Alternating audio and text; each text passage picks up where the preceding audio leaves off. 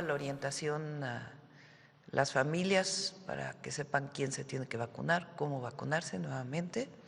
Ha aumentado el número de personas que se están vacunando, eso es muy bueno, y queremos seguir con esta información y que nos ayuden todas y todos a difundirla. Entonces le daríamos la palabra a Eduardo y después haríamos un enlace con Alejandro, que está en el Hospital Rubén Leñero, que el día de hoy se reinaugura de una remodelación muy amplia que se hizo aquí en la Ciudad de México. Después Martí Batres para hablarnos de La Clínica es Nuestra en el ISSSTE, que empieza este fin de semana. Y después Zoe, que nos va a hablar de el número de residentes que han sido aprobados en el IMSS en el 2026, que es un número histórico. Bueno, entonces vamos primero con Eduardo, por favor. Gracias, presidenta. Hola, ¿qué tal? Muy buenos días a todos. Gusto saludarlas y saludarlos. Les queremos seguir platicando cómo va el avance de la vacunación contra el sarampión, así como de la evolución de casos. Y siempre reiterar dónde y cuándo estamos vacunando hoy en todo nuestro país. Siguiente.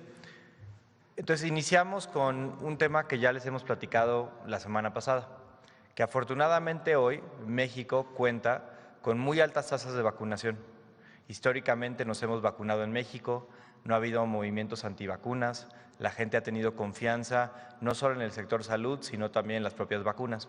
Y eso hace que un país de nuestro tamaño, de 133 millones de mexicanos, hace ya más de un año que fue el primer caso de sarampión en Chihuahua, hoy tengamos acumulado en todo ese año 9,487 casos. Son 410 casos más que los que veíamos hace una semana que informamos de este mismo tema. La gente debe saber que si no nos vacunamos y si no nos hubiéramos vacunado históricamente, un virus como el sarampión podría generar cientos de miles, si no es que millones de contagios. Entonces, hoy en México, si bien tenemos casos nuevos, estamos en una incidencia relativamente baja. ¿Por qué? Porque estamos protegidos la gran mayoría de los mexicanos. Siguiente. ¿Y cómo se controla el sarampión? Se controla mediante la vacunación universal. La vacunación universal de todas y todos los mexicanos sirve para dos temas fundamentales. El primero es para proteger a la persona en lo individual, que no se contagie y que en caso de contagio, si está vacunada, los síntomas de la enfermedad son mucho más leves que si no estuviéramos vacunados. Evita la enfermedad grave y evita las muertes. Pero en segundo lugar, y es crucial, la vacuna también no solo sirve en lo individual, sirve en lo colectivo, en lo comunitario. Cuando más mexicanos estamos vacunados, cuando más mexicanas estamos vacunadas, menos espacio tiene el virus para crecer. Y por eso la importancia de que nos vacunemos no solo por nosotros mismos, sino también por toda nuestra comunidad, por nuestros hijos, nuestras hijas, nuestros familiares, nuestros amigos. Cuando nosotros nos vacunamos, los protegemos a todos ellos. Siguiente. Y les queremos enseñar el efecto justamente que tiene la vacunación para atender brotes en México y en el mundo. En el caso de México, ustedes recordarán, el primer estado donde inició el brote de sarampión hace un año, de casos importados de otra parte del mundo, fue en Chihuahua, y comenzó en comunidades que desafortunadamente tenían bajas coberturas de vacunación. Ahí fue donde inició el brote hace un poco más de un año. Siguiente. Y aquí lo que podemos ver es cómo controlamos como país ese brote. Pueden ver la gráfica, que es cuántos casos activos teníamos en Chihuahua.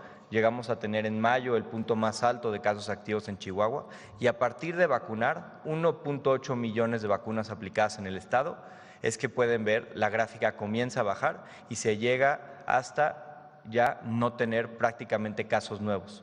Hoy, en el estado de Chihuahua, en 2026, prácticamente no tenemos casos nuevos. ¿Por qué? Porque la vacunación que efectuamos en el 2025 nos permitió no solo contener el brote, pero evitar que nuevos brotes surjan. Este es el modelo que tenemos que hacer todos juntos para el resto del país. Donde haya brotes, hacerlo muy rápidamente, pero también seguir vacunando en los lugares que no tienen casos hoy en día para que no ocurra en brote. Siguiente. Por eso, la estrategia hoy a nivel nacional, como les hemos comentado, es y seguirá siendo vacunar, vacunar, vacunar. México tiene hoy, entre las instituciones que integran nuestro sistema de salud, en todas las entidades federativas, 27 millones de dosis de sarampión listas para aplicarse. Y tenemos un calendario que en los siguientes 3 meses estaremos recibiendo prácticamente 20 millones más, de hecho, ahora que hago la cuenta, para tener un total aplicable de aquí hacia mayo de casi 48 millones. Esto se suma a los 16 millones que ya hemos aplicado.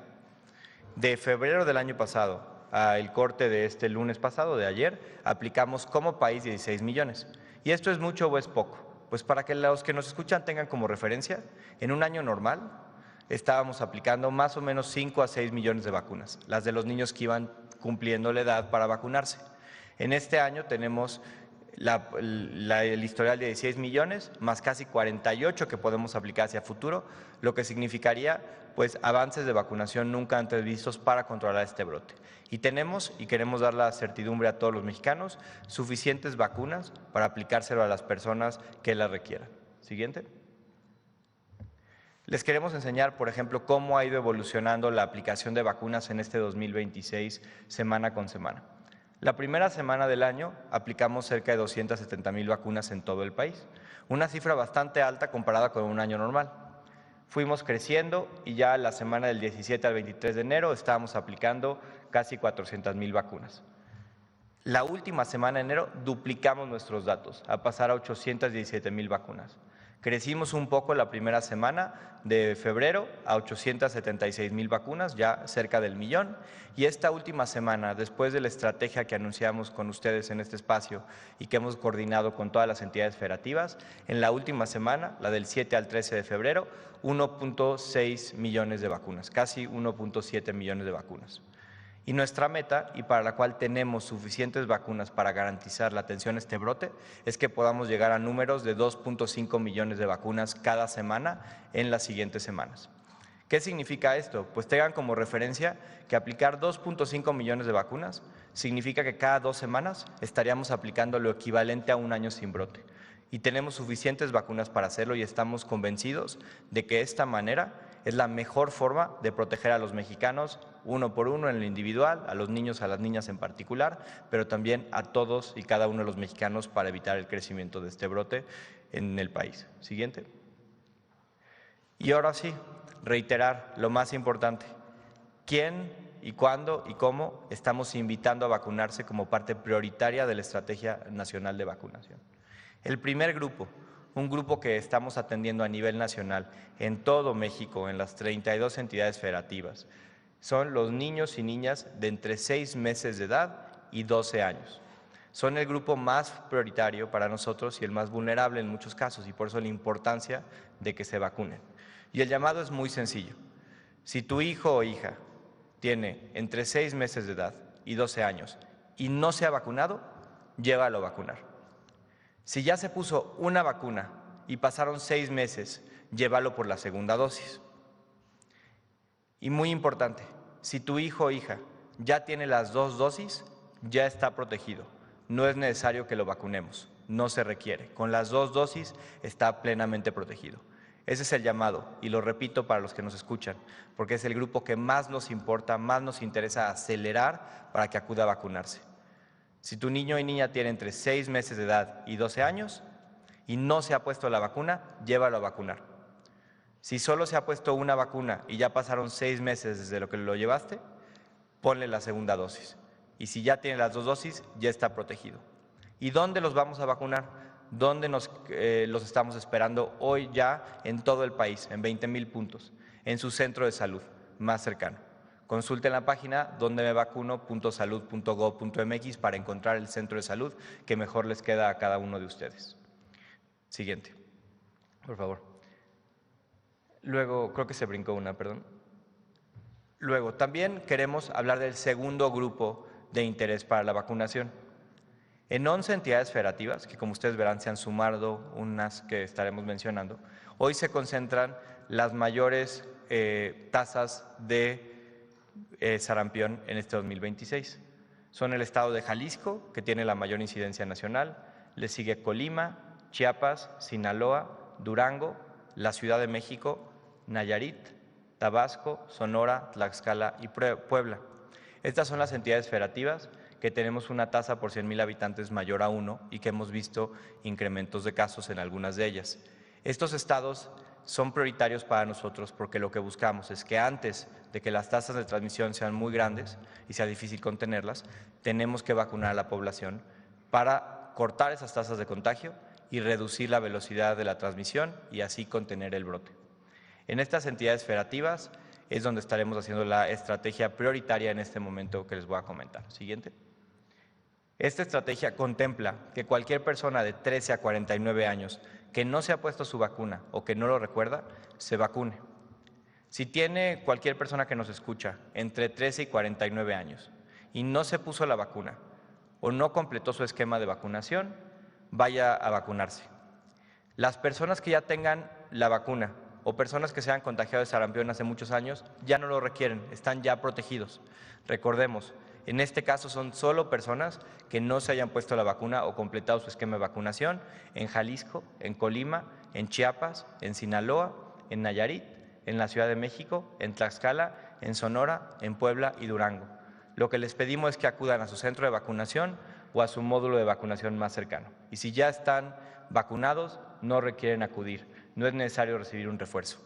De igual manera, aquí es donde empezamos, pero continuaremos en más entidades federativas para garantizar la cobertura nacional. Siguiente. En este sentido, les recordamos cómo saber a dónde ir para vacunarnos. La primera manera es meternos a la página dondemevacuno.salud.gov.mx. Aquí podemos consultar los más de 20,000 puntos que tenemos en todos los estados. Tenemos puntos del IMSS, del ISSSTE, del IMSS Bienestar, de la Secretaría de Salud de cada uno de los estados, y en cada uno de esos puntos la vacunación es universal. Que la gente sepa esto también, los que nos escuchan. Si nosotros somos tal vez alguien que nos atendemos de la salud en el IMSS Bienestar, pero tenemos una unidad médico familiar del IMSS cruzando la calle, podemos ir a ella. Si somos un maestro que nos atendemos en el ISSSTE, pero nos queda más cercano a una clínica del IMSS Bienestar, también podemos ir a ella. La vacunación es universal. En cualquiera de estos 20,000 puntos ustedes pueden ir y no les van a pedir ningún tipo de afiliación para atenderse. Esto me recordarles, aunque espero que todos lo sepan, que la vacuna en estos 20,000 puntos es gratuita. Para todos y cada uno de los mexicanos es 100% gratuita. De esa manera, pues cierro un poco la exposición recordándoles, por favor, lean estos lineamientos, escúchenlos, compártanlos con sus familiares. Importa muchísimo y particularmente este grupo de chiquitos y chiquitas de 6 meses de edad a 12 años. Si no se han vacunado, acudan a vacunarse.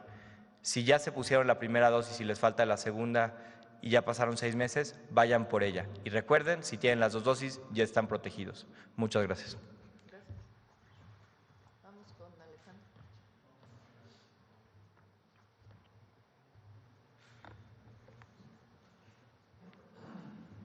Adelante, Alejandro, buenos días. Muy buenos días, Presidenta, compañeros del gabinete. Hoy inauguramos una remodelación muy importante de nuestro hospital Rubén Leñero. Nos encontramos en el quirófano de la nueva unidad de atención para pacientes quemados en nuestro hospital.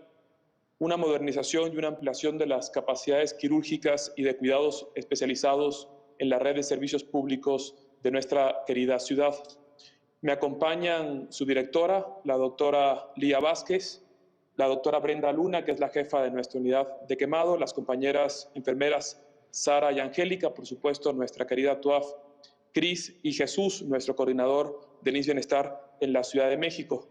Esta unidad, Presidenta, va a beneficiar a más de 300,000 personas y fortalece la atención de quemaduras de segundo, tercer e incluso cuarto grado en un manejo integral, control de infecciones, cirugía reconstructiva, injertos cutáneos, rehabilitación temprana y todo, por supuesto, de manera 100% gratuita.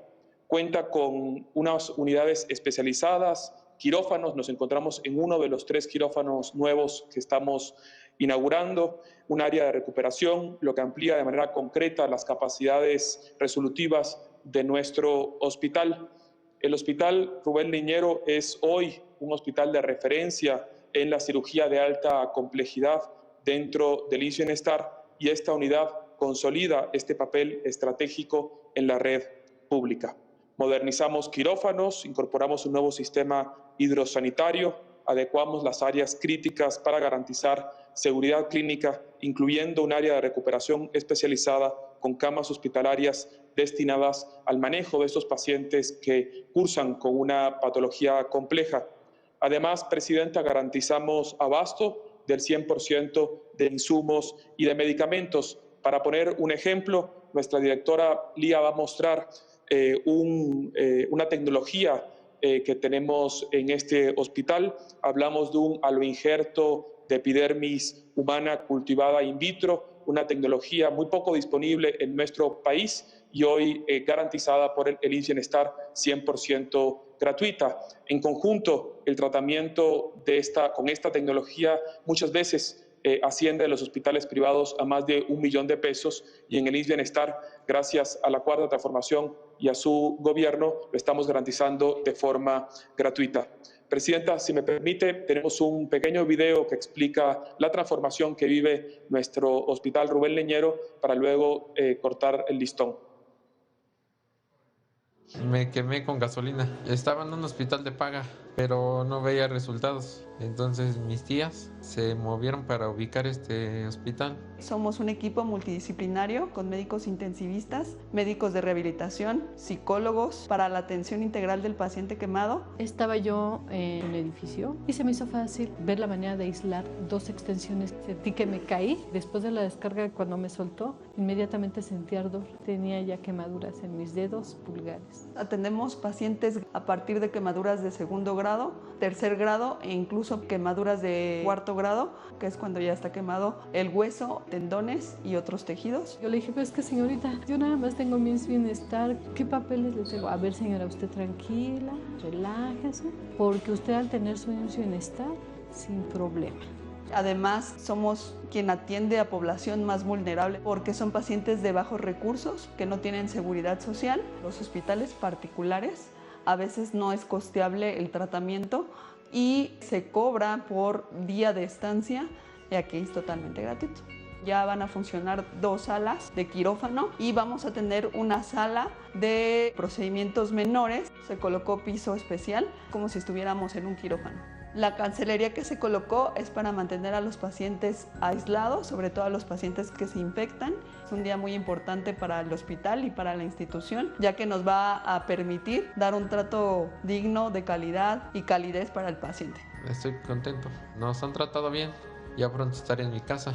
IMSS Bienestar, Servicios Públicos de Salud. Adelante, Alejandro. Listo, Presidenta. Si nos permite, ahora sí, 1, 2, 3.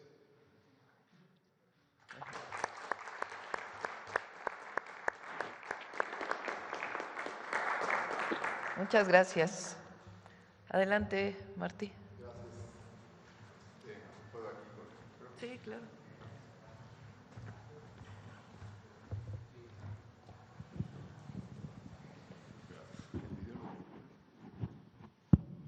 Buenos días, Presidenta. Buenos días, amigos de los medios de comunicación. También en 2026 vamos a llevar a cabo el programa La Clínica es Nuestra en el ISSSTE. Para ello se está convocando a las asambleas el sábado 21 de febrero a las 11 de la mañana. Por eso es tan importante hacer esta reiteración ahora. Eso quiere decir que en todas las unidades médicas del ISSSTE donde se va a realizar este programa hay asamblea a las 11 de la mañana, hora local. Es decir, si hay diferencias de horario, donde es a las 11 en cada uno de los estados. Y pueden participar todos los derechohabientes en su unidad de adscripción. Adelante, por favor. El presupuesto que vamos a aplicar es de 375 millones de pesos y vamos a beneficiar a 650 unidades médicas. Cada unidad cuenta con un presupuesto y dicho presupuesto se va a ejercer a través de los comités de salud y bienestar que son elegidos en las asambleas. Adelante. Las ventajas principales del programa son que hay un mejoramiento en equipamiento e infraestructura, hay participación de la derechohabiencia, lo cual significa democracia en la toma de decisiones, pero también apropiación social de la gente respecto a su clínica. 3, hay asertividad en las obras y adquisiciones que se realizan porque la gente sabe qué le falta a la clínica. Y 4, hay una enorme rapidez en la aplicación de los recursos porque se ejerce como programa social. Adelante. Finalmente diría que, como ejemplo, en el 2025, de los recursos del programa La Clínica es Nuestra se derivó la adquisición de 3.559 equipos médicos, entre estos electrocardiógrafos, refrigeradores para medicamentos, autoclaves para esterilización de equipos, etcétera, y 2.839 obras realizadas como rampas para personas con discapacidad o adultos mayores, bardas perimetrales, portones, techumbres, cambios de piso, plafones, etcétera. Es decir, con este programa mejora físicamente el conjunto de las unidades médicas del ISSSTE y además se construye comunidad en cada una de las unidades. Muchas gracias, presidente. Gracias, Martí. Adelante, Zoe. Creo que hay un video. ¿Un video? Adelante. Buenas noticias para las y los derechohabientes del ISSSTE. Este 2026, La Clínica es Nuestra regresa para fortalecer las unidades de primer nivel de atención mediante el mejoramiento de espacios y la adquisición de nuevo equipamiento. El próximo sábado 21 de febrero, a las 11 de la mañana, hora local, se celebrarán las asambleas en donde las y los derechohabientes podrán elegir los proyectos a realizar. Además, se conformará el Comité de Salud para el Bienestar, COSABI, encargado de gestionar los recursos y dar seguimiento a las acciones aprobadas. A través de este programa, impulsado en coordinación con la Secretaría de Bienestar, en 2025, la derechohabiencia decidió cómo invertir recursos en 562 unidades de primer nivel, lo que permitió la adquisición de más de 2.400 equipos médicos, como refrigeradores para la red fría de vacunas y medicamentos, electrocardiógrafos y baumanómetros, así como la realización de más de 2.500 obras, entre ellas rampas, techumbres y mejoras en infraestructura. Participa este 21 de febrero a las 11 horas en tu clínica de adscripción.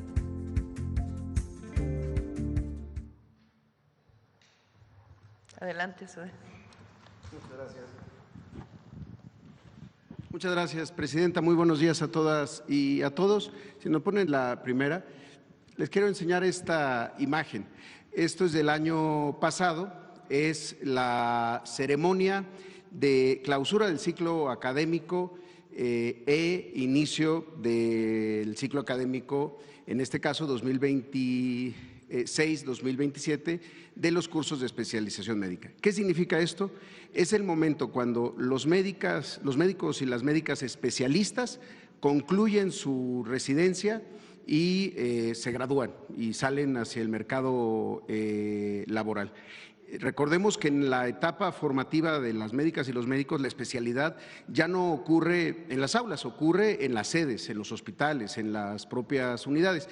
Y es el mismo día donde ingresan los chicos, los jóvenes que van a iniciar una especialidad, que presentaron el ENARM, el Examen Nacional de Residencias Médicas, y van a iniciar una de las 71 especialidades que ofrecemos en el IMSS.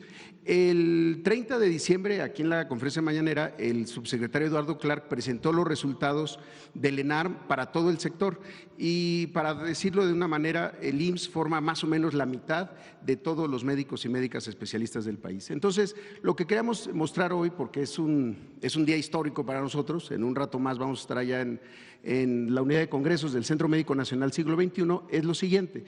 Primero, los que ingresan. ¿Cuántos están ingresando el día de hoy a una residencia del IMSS? Nos ponen la siguiente, por favor. 10.127 médicas y médicos. Algunos se tardarán 3 años para concluir su especialidad, como medicina familiar, otros son de 4 años, 5 años, e incluso hay quienes hacen subespecialidades que duran más. El asunto es cuánto se formaba antes, porque siempre escuchamos, hacen falta médicas y médicos especialistas, hacen falta especialistas en el país. Bueno, ¿cómo se debía de atajar esto? Ofreciendo más becas de residencias para poder formar más. En los años anteriores, por ejemplo, en 2026, se ofrecieron, esto es solamente en el IMSS, 2.450, y así, por ejemplo, hasta 2013, 3.300. En estos dos periodos de 12 años se suman becas por cerca de 44,000 en el IMSS en 12 años. Lo que empezamos a hacer desde 2019 fue incrementarlas, primero en 5,800, después en 2020 8,300 y así subsecuentemente ha sido el incremento. Solamente en los 2 últimos años, 25 más esta oferta del 26, son más de 20,000 becas para cursar alguna de las residencias. ¿Por qué decimos becas? Porque además de que un joven está enrolado en alguna universidad, en alguna institución académica, el IMSS da la beca, paga esta beca y tiene que hacerse cargo de los espacios, la formación que ocurre con médicas y médicos que están en las áreas de educación y enseñanza del propio instituto. Entonces era una inversión fundamental poderla hacer. El resultado es que en los últimos 8 años habremos ofrecido 71,000 becas de alguna de las residencias, esto entre 2018 y 2026. Ahora, ¿cuál es el resultado esperable? Si se forma más, en la siguiente, pues se egresan más. Aquí lo podemos ver, si nos ponen la siguiente lámina.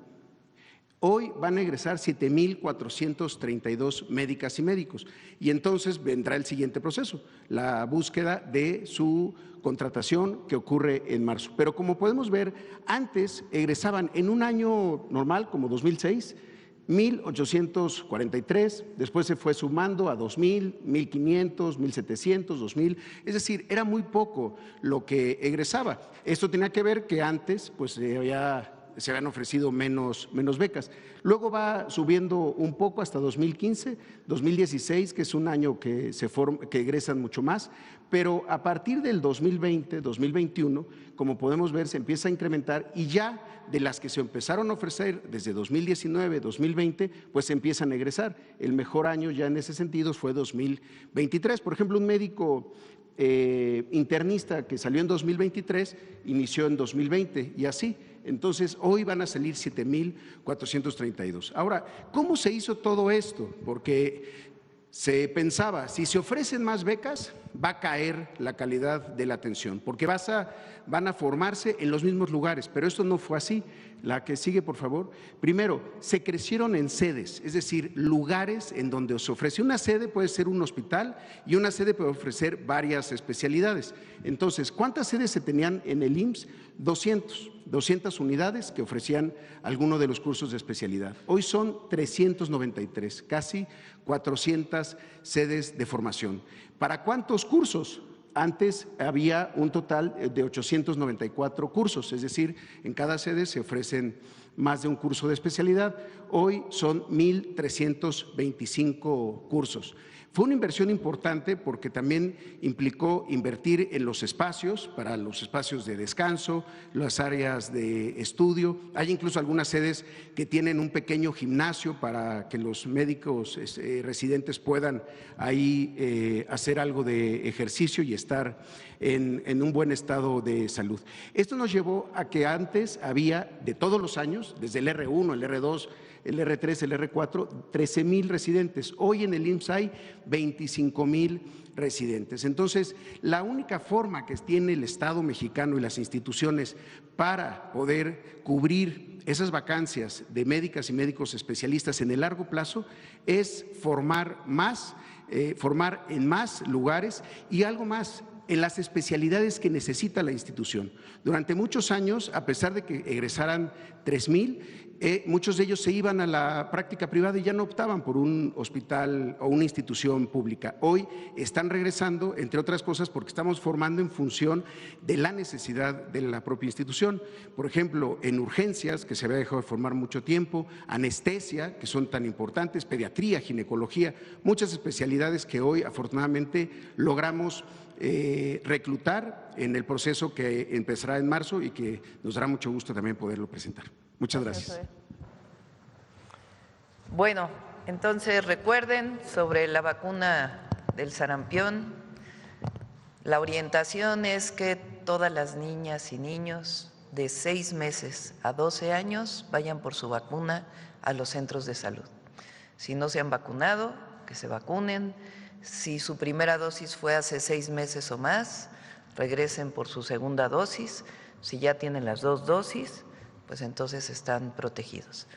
Y en los estados que ponemos a continuación, los estados que puso Eduardo, donde hay mayor número de personas contagiadas: Jalisco, Colima, Chiapas, Sinaloa, Durango, Ciudad de México, Nayarit, Tabasco, Sonora, Tlaxcala y Puebla. La orientación es que los de 13 años a 49 años que no se han vacunado o que no recuerdan haberse vacunado, vayan por su dosis de vacunación. Los centros de salud los pueden encontrar en dondemevacuno.salud.gov.mx o llamando al 079. ¿Perdón?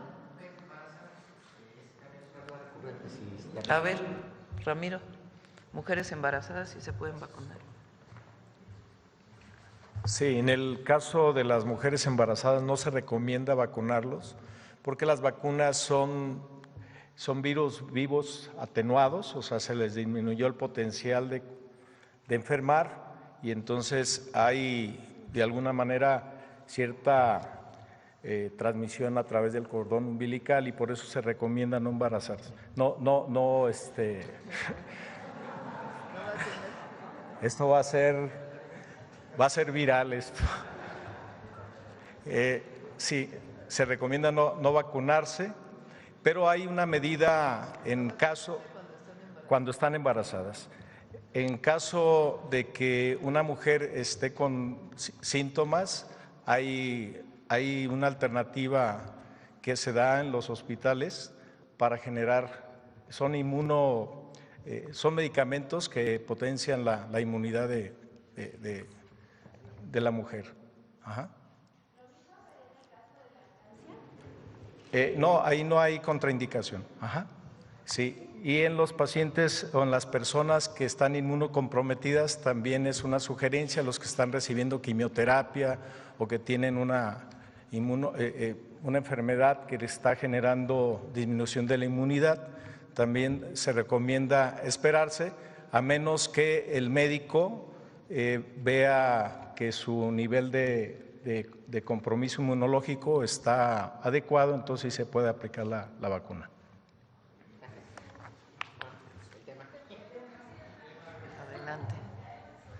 Adelante.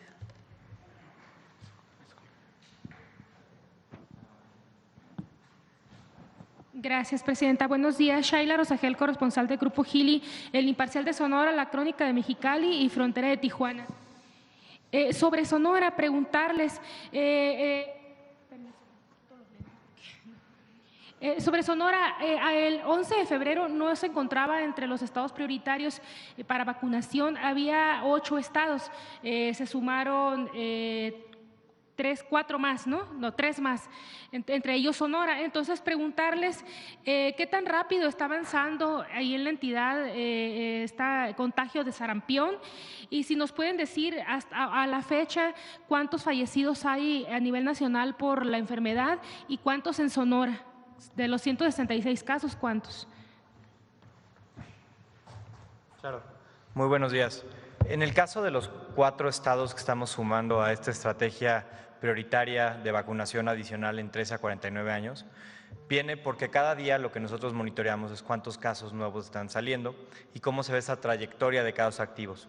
Hoy en Sonora, en la última semana, tenemos aproximadamente un poco más de 30 casos activos, es decir, ha subido con respecto a la semana pasada. Y antes de que esto se vuelva un problema, queremos iniciar esta vacunación masiva. Por esa razón, los estados que ustedes ven no significa que tengan un brote que esté fuera de control. Lo que significa es que vemos indicios de que si no vacunamos de manera más rápida, podría ese brote subir en su velocidad. Es un tema preventivo.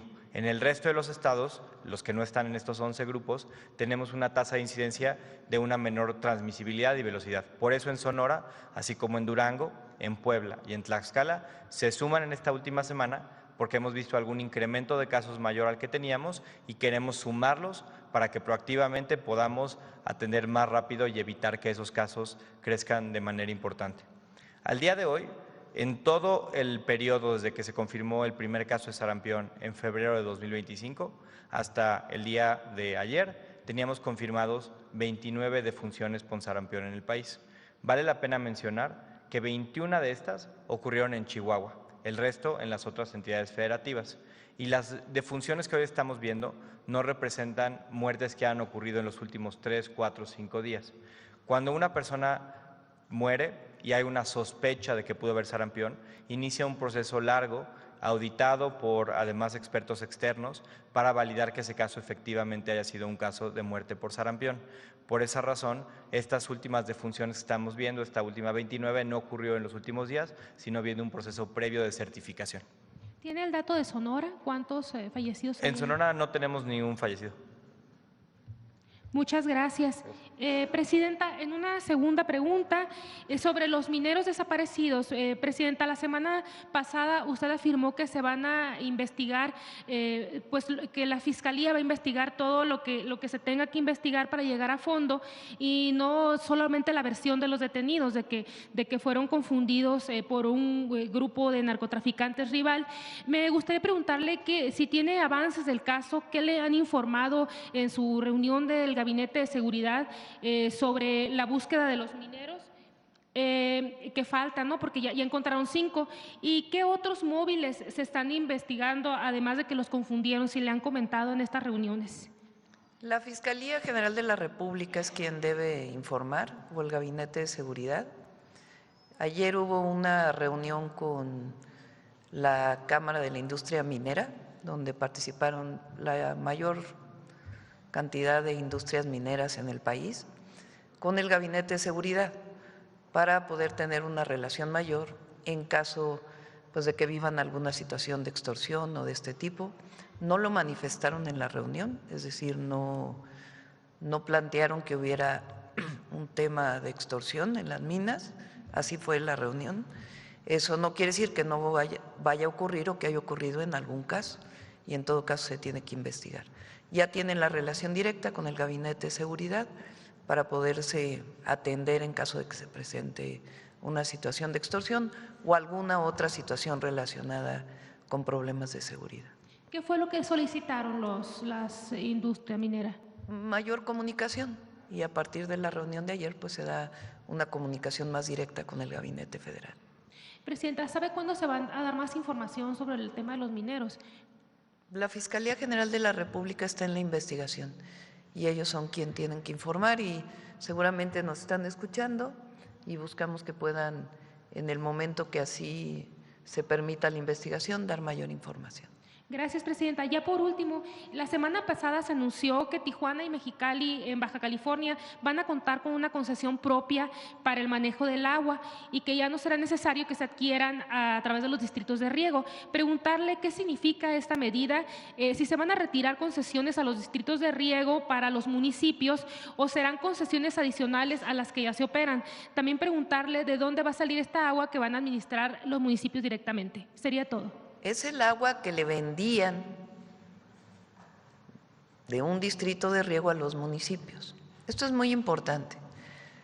Nuevamente lo vamos a explicar. Los distritos de riego, el agua para riego en México, no tiene que pagar derechos, no paga derechos a la Conagua. ¿Qué es lo que estaba pasando con la antigua ley? No usaban el agua algunos distritos de riego y se permitía que la vendieran a un tercero. Entonces, imagínense, supuestamente el agua que recibían para riego no la utilizaban para riego y la vendían para la gente. Entonces, ¿quién recibía ese pago por los derechos de uso de agua municipal? Pues algunos productores agrícolas que se beneficiaban y se enriquecían a costa de un recurso que es de la nación, que es del pueblo de México. Entonces ahora, si el distrito de riego necesita agua, pues es la que necesite.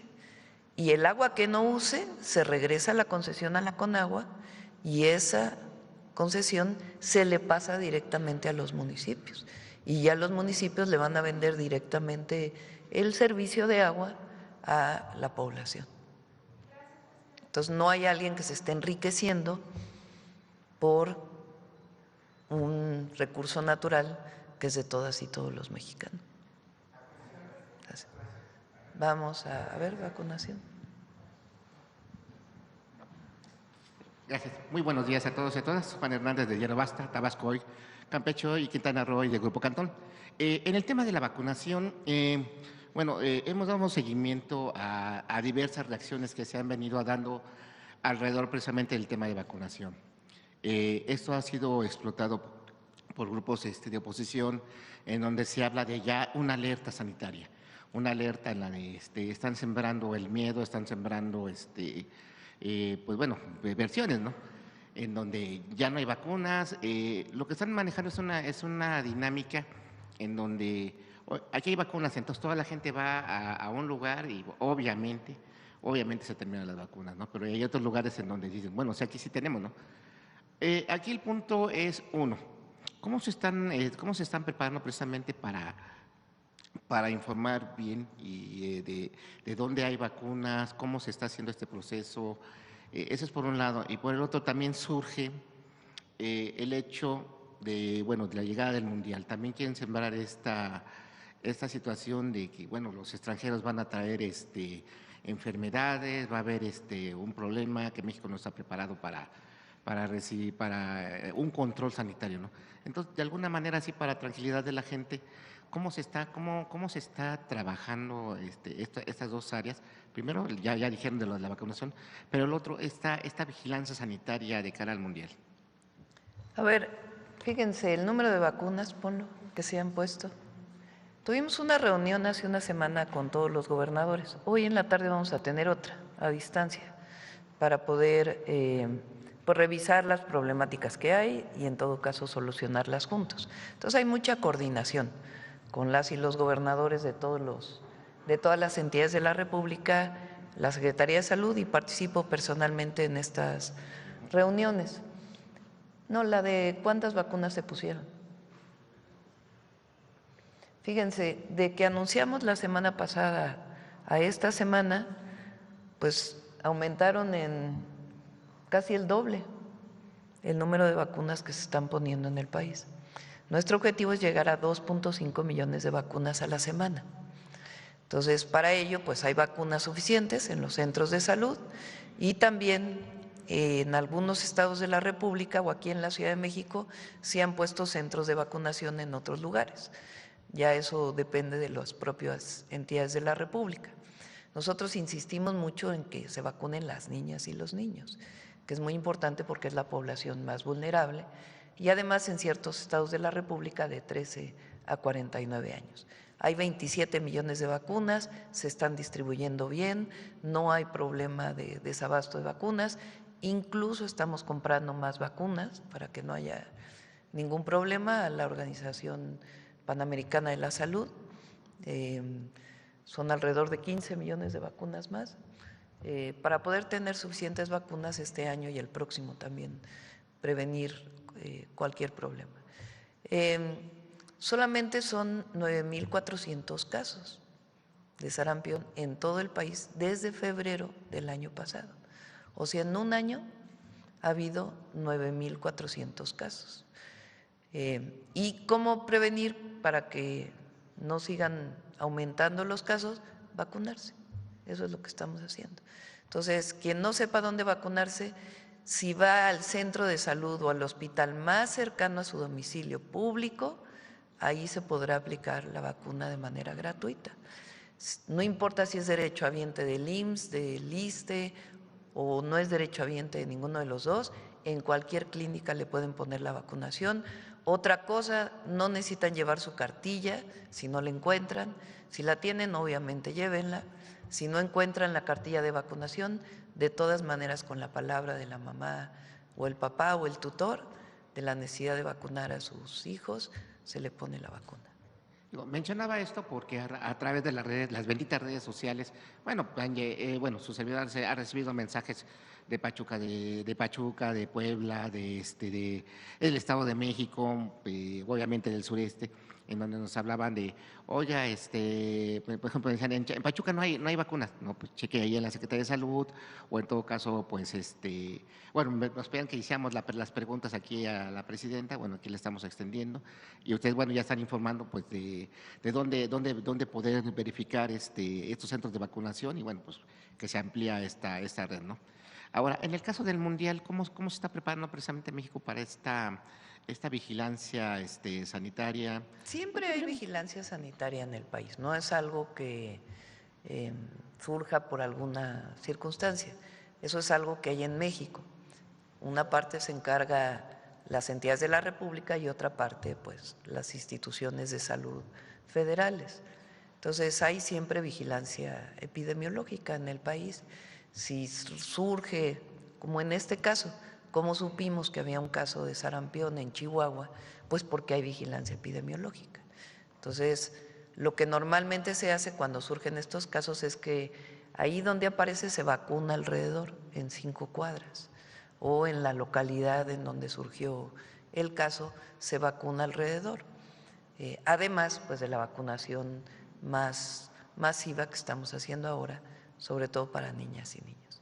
¿Cuál sería usted el llamado que le haría precisamente a estos grupos? Bueno, tal parece que cuando fue con Calderón, cuando fue lo de la época de la influenza, pues hablaban de no ser alarmistas y ahorita están haciendo totalmente todo lo contrario. ¿Cuál sería Lo que han estado difundiendo, que es mentira, es que durante el periodo del presidente López Obrador no se vacunó. Y eso no es cierto. Vamos a poner la gráfica que puso Zoé. Se hizo un estudio del Instituto Nacional de Salud Pública con muestras representativas de todo el país sobre sarampión. Se saca sangre y se ve si hay anticuerpos. O sea, no es un estudio de preguntarle a la persona ¿te vacunaste o no?, sino de ver la sangre. Entonces, ahí, en ese estudio del Instituto Nacional de Salud Pública, este es el resultado que hay. Esto no es político, es sencillamente el resultado de una investigación de salud. Entonces, lo que muestra es que los niños de 0 a 7 años tienen 82% de presencia de anticuerpos contra el sarampión. Entonces, eso quiere decir que en el periodo del presidente López Obrador, pues hubo una cobertura del 82% en la vacunación.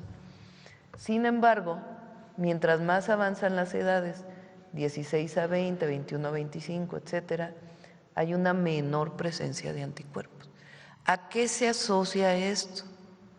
A que es muy probable que no se puso la segunda dosis de vacunación en su momento, porque la orientación era que se vacunara al año y después a los 6 años. Ahora ya cambió. A partir del 2021 se hizo la orientación de que se vacunara al año y a los 18 meses. Ahora, como está la presencia del sarampión, pues se orienta que sea desde los 6 meses, una dosis 0 de sarampión. Esto es un resultado de un estudio científico, no tiene nada que ver con política ni mucho menos. Entonces, ahí se muestra pues que sí hubo vacunación durante el periodo del presidente López Obrador. Y ahora, pues lo que estamos buscando es que haya mucho mayor cobertura de vacunación con la presencia pues de este brote que se ha presentado. Un último. Ahora hay que decirlo muy importante. En Chihuahua inició el brote porque ahí hay una población importante que no se vacunó. Ahí hay una población importante que no se vacuna de nada, que están, digamos, en contra de la vacunación por su religión. Entonces ahí inició el brote y hubo muchas pláticas con ellos para convencerlos de que se vacunaran y la mayoría de ellos se vacunó y después ya se vacunó a toda la población en una situación más masiva. Y la mayoría de los casos que se dan de sarampión, pues es personas que evidentemente no se han vacunado. Perfecto. 2 últimos temas rápidos. Uno, en días pasados, bueno, se ha manejado esta retórica de Donald Trump, bueno, ya la ha desmentido, pero de todos modos sigue en el aire, de que puede haber cancelación del Tratado de Libre Comercio y todo este rollo, ¿no? Y el día de ayer, bueno, sale esta digamos, versión de que podría México tener un plan B con Canadá. Entonces, no sé si nos podría comentar algo al respecto. Más que plan B, estamos fortaleciendo la relación con Canadá.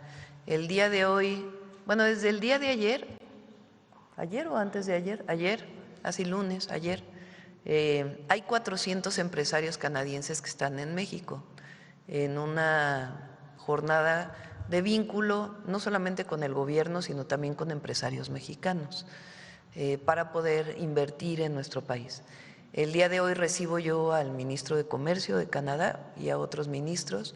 Con el gabinete va a estar obviamente Marcelo, el secretario de Economía, la secretaria de Energía, el secretario de Hacienda y el canciller, obviamente, para Altagracia Gómez, que bueno, ya está de manera honorífica, para pues escuchar y trabajar en darle seguimiento a aquello que firmamos con el primer ministro Carney, que estuvo aquí hace algunos meses, y el objetivo pues es fortalecer no solo el comercio, sino las inversiones. Entonces, hay muchos productos agroalimentarios mexicanos que podemos exportar a Canadá, también podemos importar productos de Canadá y también queremos que haya más inversiones de empresas canadienses en nuestro país, que tienen empresas en muchos temas, y de empresas mexicanas que tengan inversiones en Canadá. Entonces, se fortalece la relación México-Canadá, pero eso no quiere decir que no vaya a existir el tratado. Como lo he dicho varias veces, el TEMEC va a permanecer, va a haber a lo mejor algunas modificaciones, pero va a permanecer porque es beneficioso para los tres países. Finalmente, en estas reuniones que ha venido sosteniendo con empresarios, con de diferentes tipos, ¿no?, de diferentes países, ¿cuál ha sido la inquietud más recurrente que le han hecho llegar a los empresarios? Y esa sería mi última pregunta. Mucho interés en México, mucho interés. No hay nadie que haya planteado algún problema, sino, pues como siempre, que si se tardan mucho los trámites, que temas de este tipo que, como saben, pues estamos en un trabajo muy importante para reducir todos los trámites, tanto para las personas como para las empresas. Pero en general no hay algún planteamiento en particular, sino más bien cuál es el interés de México de recibir qué tipo de inversiones. Y es muy bueno, pues también les digo, porque viene este mismo año pues la ratificación del tratado con Europa y tenemos mucha relación con la India también. Entonces, estamos fortaleciendo la relación con muchos países, con Brasil, conocen la relación que tenemos, que tiene que ver con inversiones y también con complementariedad, porque no se trata de sustituir lo que se produce en México, sino que los mexicanos y mexicanas, las empresas mexicanas que producen y puedan exportar, no solo exporten a Estados Unidos, sino también a otros países del mundo. Abril probablemente. Sí. Ya existe un tratado con Europa, en realidad es su actualización. Bueno, vamos por acá. A ver, la compañera. Gracias, presidenta. Buenos días, Hatsiri Magallanes de MBC Noticias. Se dio a conocer que el día de ayer vino la Comisión para la Reforma Electoral a entregarle el proyecto. ¿A qué acuerdos llegaron en torno a estos temas como pluris, como financiamiento a partidos, los soples? ¿Nos podría platicar un poco? Ya lo vamos a presentar. Es muy importante porque no es mandar una reforma por mandar una reforma. El objetivo es disminuir los costos de la elección, de las elecciones en México, y todo lo que tiene que ver con los organismos electorales y sus representaciones, que disminuyan los costos, porque México tiene las elecciones más caras del mundo, y el financiamiento a los partidos políticos, ese es uno. Dos, que las listas de plurinominales no sean como tales, es decir, que no sean las cúpulas de los partidos las que siempre participan y sean los propios partidos quienes elijan, sino que en todo caso la representación proporcional sea elegida también por las personas, por la gente. Tres, la representación de los mexicanos en el exterior, que es muy importante. Y cuatro, aumentar la democracia participativa. Esos son esencialmente planteamientos que nosotros vamos a hacer. Entonces ya la próxima semana la vamos a presentar. ¿Se sabe a qué cámara va? ¿Perdón? ¿A qué cámara va? Primero la presentamos aquí y luego ya vemos a qué cámara. Gracias, presidenta. Por otro lado, preguntarle, con este tema de Marx Arriaga, se sabe que todavía está en las oficinas de la SEP. ¿Tienen un plazo? ¿Se sabe si lo van a dejar que permanezca ahí o lo van a sacar? Ya ayer ya di mi opinión. Ya no voy a tocar el tema. Ya hicimos nuestro planteamiento y ayer fue nombrada la nueva directora general se llama Materiales Educativos, se llama Nadia López García, es pues una mujer preparada y además indígena, y estuvieron de acuerdo varios, estuvimos haciendo una consulta de su perfil, varios estuvieron de acuerdo, y bueno, ella ya se va a encargar del tema, lo demás pues ya lo platicamos ayer. Con esto queda un poco en el aire, ¿cuánto tiempo va a tardar en rehacerse los libros de texto? ¿Ya tienen A ver, no es un planteamiento de rehacer, porque eso tiene que quedar muy claro, porque cuando ocurre esto que fue de mala manera, lo dije ayer, de solicitar a Marx Arriaga que pudiera ceder su espacio,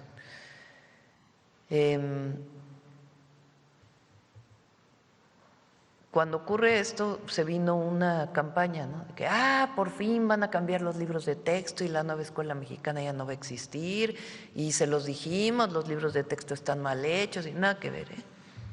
Los libros de texto están bien hechos, Marx Arriaga hizo un excelente trabajo. Ahora, todo se puede enriquecer, todo, entre otras cosas, mujeres en la historia, y algunos otros temas que pueden enriquecer, pero la base de los libros de texto, esa no va a cambiar. Entonces eso es muy importante porque no estamos modificando la esencia de los libros de texto, sino sencillamente enriquecerlos.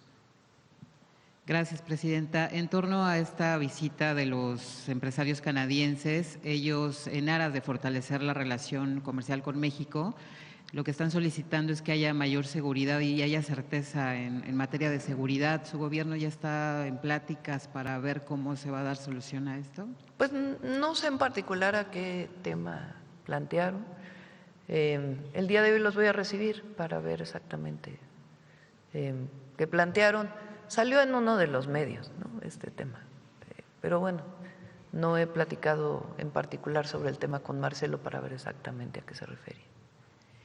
En el tema de la ayuda que va a enviar México a Cuba, ¿ya se sabe qué tipo de ayuda va a enviar nuevamente y si es que va a enviar? Sí, vamos a seguir enviando ayuda humanitaria, alimentación y algunas otras solicitudes que nos ha hecho el gobierno cubano que necesita su pueblo. ¿De petróleo se ha hablado? No, por lo pronto no vamos a enviar combustibles, aunque tiene que quedar muy claro que nosotros no estamos de acuerdo con esta imposición de aranceles a los países que venden petróleo a Cuba. Entonces nosotros, claro que protegemos al pueblo de México y a nuestro país, manifestamos que no estamos de acuerdo y seguimos ayudando de diferentes formas al pueblo cubano. Es una ayuda humanitaria. Gracias, presidenta. Por último… y la otra muy importante, porque lo dice nuestra Constitución. Nosotros consideramos la autodeterminación de los pueblos. Es el propio pueblo cubano quien debe decidir cómo se gobierna. No debe haber intromisión ni injerencia de nadie más. Y en todo caso, si se solicita el apoyo de algún gobierno, pues entonces se puede participar dentro de todo el esquema diplomático multilateral que existe. Gracias, presidenta. Por último, ha habido algunos señalamientos, tanto del gobierno estadounidense también como de algunos otros partidos de oposición, en contra de Morena por vínculos con el narcotráfico.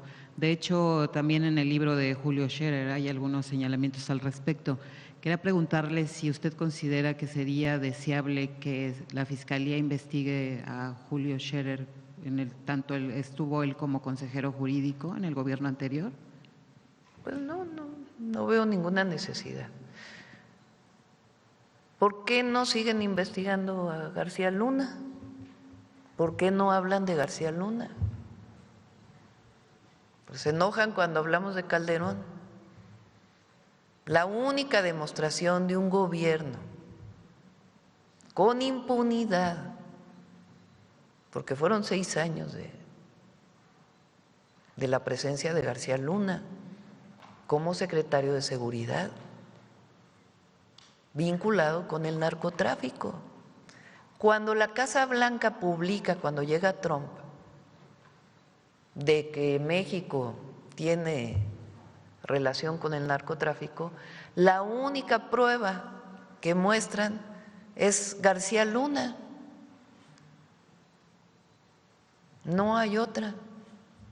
Entonces, si la Fiscalía o el Gabinete de Seguridad encuentra relación de algún funcionario público vinculado con la delincuencia organizada o por corrupción, tiene que actuar. Así se actúa en el caso del presidente municipal de Tequila o en los presidentes municipales del Estado de México, hace ya prácticamente 1 año. Así se actuó. Se encuentra y prueba, se actúa, 0 impunidad. Pero de ahí a lo que, repito, no, ni he leído ni voy a leer el libro, a que la Fiscalía tiene pruebas, se presentan pruebas de alguna persona, adelante, y que se actúe. Nosotros no protegemos a nadie, ni establecemos ninguna relación de contubernio con nadie. Nosotros fuimos elegidos por el pueblo y actuamos con honestidad y responsabilidad siempre. Lo demás, pues ya que se presenten las pruebas siempre. Gracias, presidente. Vamos a ver el compañero que está desde hace algunos días. Gracias, presidenta. Buenos días. Rodrigo Muñoz, de NX Noticias. Comenzar por una pequeña precisión de la vacunación. En días pasados circularon algunos videos donde se presentan algunas de 2 escenarios. Algunos sitios de vacunación se quedan sin vacunas, obviamente después se reabastece. Pero también hay otro escenario en el cual llega a cierta hora del día donde pues obviamente ya se cierra la operación y todavía hay personas formadas y todavía hay vacunas, pero bueno, las personas, las enfermeras sobre todo que están atendiendo los puntos de vacunación, pues argumentan que ya terminó el tiempo. Entonces, nada más precisar, si todavía hubiera vacunas, ¿se podría inmunizar la gente o tienen que respetarse estos horarios? Bueno, en el caso del Gobierno de México, que estamos poniendo las vacunas en los centros de salud y hospitales del IMSS Bienestar, del ISSSTE y del IMSS, la vacunación es de 8 de la mañana a 8 de la noche y este fin de semana ya se abre también en todos los lugares para que se puedan ir a vacunar el fin de semana. Hay muchas entidades de la República que han abierto otros centros de vacunación. Por eso es la reunión de hoy con los gobernadores, para poder tener el mismo criterio en todos lados y que no haya un problema como el que estás manifestando. Idealmente, pues es mejor que se vacune a todos los que estaban en la fila, ¿no? Evidentemente también las enfermeras, enfermeros pues tienen un horario de trabajo. Entonces, pues hay que resolver siempre con sentido común estas situaciones y por eso es la reunión hoy con los gobernadores, para dar la misma orientación en todos lados. Perfecto. Presidenta, en otra precisión, solamente para terminar de aclarar lo de la reforma electoral, ¿le entregaron un borrador final o todavía usted podría perfeccionar algunos puntos de esta reforma? Y preguntarle si tiene claro el día que la va a presentar de la próxima semana. La próxima semana. ¿Y todavía le haría modificaciones o ya La sería? próxima semana ya se van a enterar. Ok. Presidenta, de cara al Mundial, pues el gobierno de la Ciudad de México está planteando aplicar este programa de defensoras y defensores de espacio público 2026, principalmente en el centro histórico. ¿Qué tan importante pues es que se consolide y se logre a tiempo ordenar pues toda esta situación de ambulantes en las calles de la capital? Bueno, aquí ha habido mucho ordenamiento. No sé si ustedes salen por la parte de atrás de Palacio. Ha habido mucho ordenamiento del comercio en vía pública, que ha estado coordinando personalmente la jefa de gobierno. Hubo un momento en diciembre, como siempre pasa, pues que aumentan las ventas por Navidad, por Reyes después, y hay más comercio, incluso los horarios del comercio establecido pues son mucho más amplios, pero ahora pues ha habido mucho ordenamiento. Yo creo que está haciendo un muy buen trabajo Clara y su equipo en este sentido. Presidenta, ¿su gobierno ya habría enviado esta apelación que nos comentaba a Reino Unido por el… El día de hoy se envía. Hay que recordar de esta persona. ¿Se llama cómo? Karime Macías. Karime Macías, esposa de Javier Duarte. De Javier Duarte. No sé si se acuerdan, porque habrá quienes no lo recuerdan, ¿no? Había una bodega donde tenían guardados, no sé, cantidad de cosas, incluso hasta mexicanos por la corrupción, mexicanos por la corrupción. Hizo un documento en donde habla de un desvío de 415 millones de pesos en su momento. Y esta mujer tenía un cuaderno, no sé si se acuerdan. A ver, pon el cuaderno en esta bodega.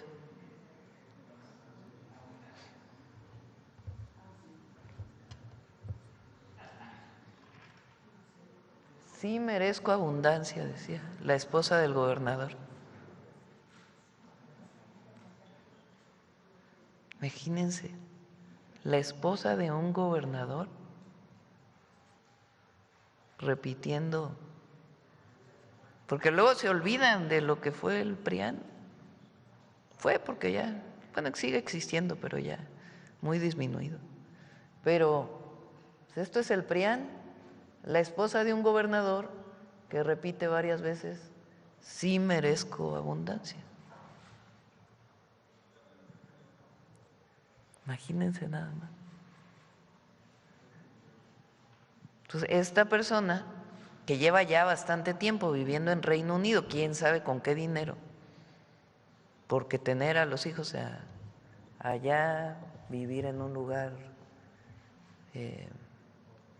especial, pues ¿de dónde? Entonces, hoy se envía la carta diciendo que una mujer que está acusada de fraude y de corrupción, pues ¿cómo es posible que le den un asilo? Entonces sí estamos enviando una nota con este posicionamiento.